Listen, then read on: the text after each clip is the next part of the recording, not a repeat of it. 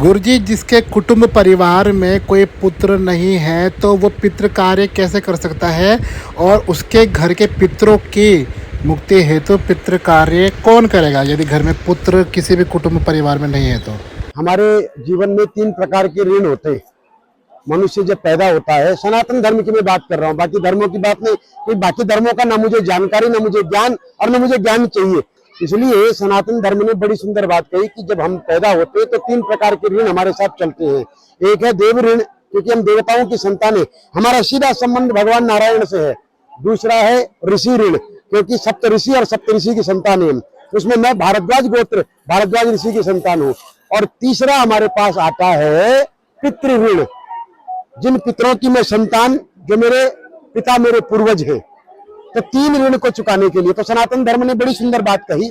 सनातन धर्म ने कहा कि याद रखिएगा, आपको यदि कोई नहीं है करने वाला तब कैसे होगा। बड़ा सुंदर प्रश्न है ये, इसमें बड़ी भ्रांति है। तो इसके लिए आपको गरुड़ पुराण या गरुड़ पुराण सारोद्धार पढ़ना पड़ेगा। बड़ा सुंदर प्रश्न आपका है। गरुड़ पुराण को वास्तव में पढ़ना पड़ता है और गरुड़ पुराण के 11वें अध्याय के जो श्लोक है, उन श्लोकों का जरूर एक बार अवलोकन करना चाहिए। श्लोक नंबर 13, 14, 15, 16, इनका अवलोकन करने से पता लगता है कि गरुड़ पुराण में कहा गया यदि किसी के पुत्र ना हो तो भगवान श्री हरि कहते हैं गरुड़ से कि पुत्रा भावे वधू कुर्यात, यदि पुत्र ना हो तो वधू करे है। और भार्या भावे सहोदरा, पत्नी के अभाव में सहोदर माने अपने पेट से माँ के पेट से उत्पन्न हुए भाई, और वो भी नहीं हो तो शिष्य करे, शिष्य भी नहीं हो तो ब्राह्मण करे।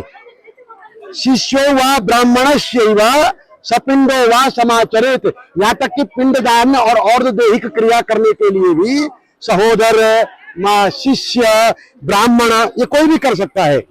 छोटा भाई हो वो करे, बड़ा भाई हो वो करे, आपका पुरोहित करे, बोला और कोई ना करे यदि मित्र भी है, सदमित्र।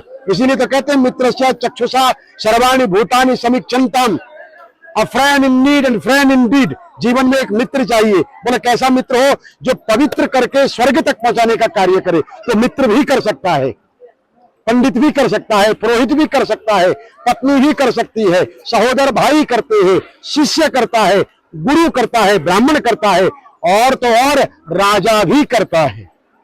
इसलिए गरुड़ पुराण सारोद्धार में कथा आती है कि एक बार एक राजा आखेट करने के लिए वन में गया और वो एक वृक्ष के नीचे बैठा। वृक्ष के नीचे बैठते हुए उसे अनेक प्रकार की अनुभव हुआ, जैसे कोई प्रेत यहाँ रहता है। तो राजा बड़ा तपस्या